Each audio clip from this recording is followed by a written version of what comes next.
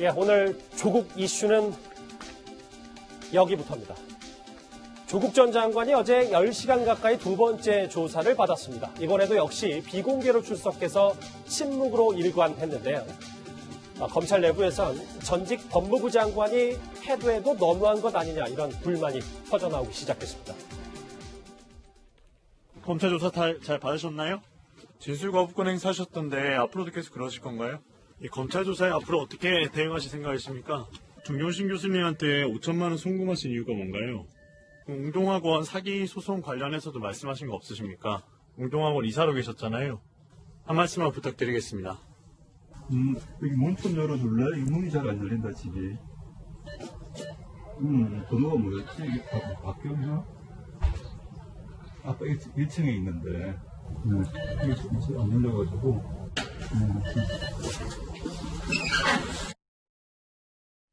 어제 이렇게 10시간 가까이 조사를 마치고 돌아오는 조 전 장관의 귀가 모습이 저희 카메라에 포착이 됐습니다. 이현정 의원님. 네. 그런데 이제 최근에 검찰 비공개 소환이 진행된 이후에 처음으로 모습을 조 전 장관이 드러낸 건데 다소 피곤한 모습, 그리고 예전보다 확실히 표정이 밝아지진 않았습니다. 그러니까 말을 안 하고 한 8시, 9시가 있는다는 것도 굉장히 힘든 일입니다. 왜냐하면 상대방은 계속 질문을 하는데 본인은 그냥 입 다물고 있는 것도 이거는 상당히 고통스럽거든요. 그걸 벌써 이제 2번이나 소환 때 이제 하는 거 아니겠습니까? 그렇다 보니까 검찰 내에서도 검사들이 어떤 면에서 굉장히 좀 쓴소리를 많이 하고 있는 것 같아요. 왜냐하면 조국 전 장관이 뭐라 그랬습니까? 본인이 여러 가지 어려움에 불구하고 결국 이렇게 버티고 남아있는 게 이제 검찰 개혁을 위해서 본인은 남아있겠다라고 이제 수차례 이야기를 했지 않습니까? 근데 이제 지금 이 조국 전 장관이 수사받는 모습을 보면서 검사들 이야기는 도대체 이게 검찰 개혁이냐? 어떤 면에서 보면 본인이 검찰의 소추권을 지금 어떤 면에 무시하는 거 아니냐? 검찰 와서 최소한 자신이 떳떳하다면 다시 정당하게 이야기하는 것이 기본인데 어떤 법의 어떤 여러 가지 이 피해자가 할 수 있는 이권을 이용을 해서 실제로 저렇게 진술 거부권을 행사하는 게 딴 사람도 아니고 당사자 조국 장관이었다면 과연 그 사람이 하려고 했던 검찰 개혁이 뭐였는가? 이런 부분에 대한 근본적인 회의감들이 사실 검찰 내에서도 많이 퍼지고 있다고 합니다. 그럼요. 어제 검찰 얘기는 한두 번 정도 조 전 장관을 더 부른다는 얘기인데 그래서 검찰 내부에서도 아니 어떻게 전직 법무부 장관이 좀 이렇게 진술 거부권을 계속 이어가는 게 해도 너무한 거 아니냐. 글쎄 피의자의 당연한 권리입니다만 이런 목소리가 있는 것 같습니다.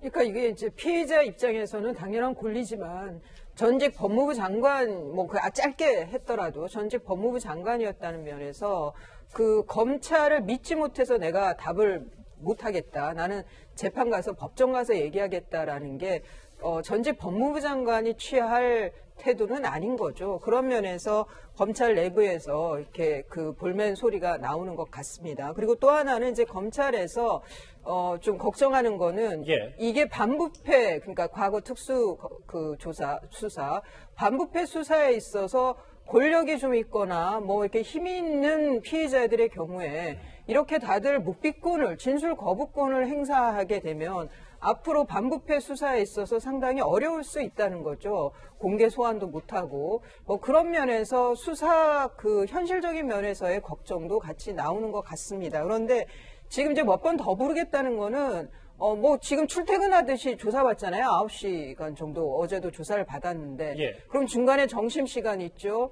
또 조서 열람하는 시간도 있죠. 이렇게 보면 크게 조사된 내용이 없을 것 같습니다. 그러니까 양이 절대적으로 부족했을 것 같습니다. 그래서 앞으로 몇 차례 더 소환을 하려고 하는 걸로 보입니다.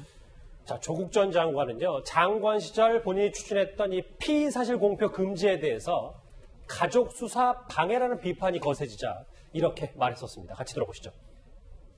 일부에서는 제 가족들과 관련된 수사 때문에 추진하는 정책으로 오해하시는 분이 있습니다.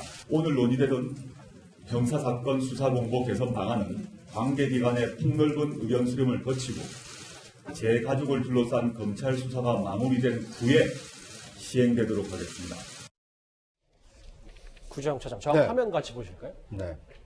이 최근 조 전 장관이 계속 아내 면에 나서고 그리고 이렇게 비공개 깜깜이 조사를 받다 보니까 원래는 포착되기가 참 쉽지 않은데 네. 근데 어제 귀갓길에 조 전 장관의 운전을 해주는 사람이 바로 보니까 김칠준 변호사네요. 그렇습니다. 이 조 전 장관의 이제 변호인이 직접 운전을 하고 이제 조 전 장관을 이렇게 그 자택으로 이동하는 장면이 이제 사진으로 포착이 됐는데요.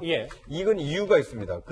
전에 1차 소환했을 때 그 다른 승용차를 탔는데 누가 과연 조 전 장관을 이 검찰청까지 모시고 간 거냐, 데리고 간 거냐라는 논란이 됐었는데 하필이면 그분이 문재인 대통령 캠프 출신 인사였다. 그러다 보니까 조 전 장관을 혹시 대통령 이 측근이 지금 비호하고 있는 거 아니냐, 보호하고 있는 거 아니냐, 뭐 이런 것은 이 검찰에게 어떤 그 무슨 시그널을 주려고 하는 의도 아니냐, 이런 이제 논란이 이 제기가 되다 보니까 그런 논란을 피하기 위해서 이 변호인이 직접 운전을 해서 이 조 전 장관을 자택으로 뭐 이렇게 함께 이동했다, 이렇게 볼 수 있을 것 같습니다. 검찰 내부에서도 전직 법무부 장관이 진술거부권을 행사하면서 해도 너무한 거 아니냐라는 목소리까지 나왔는데요. 조 전 장관 앞으로 한두 차례 더 검찰 조사를 받을 것 같습니다. 다음 주제는 조 전 장관의 딸 얘기로 가봅니다. 다음 주에 바로 확인하죠.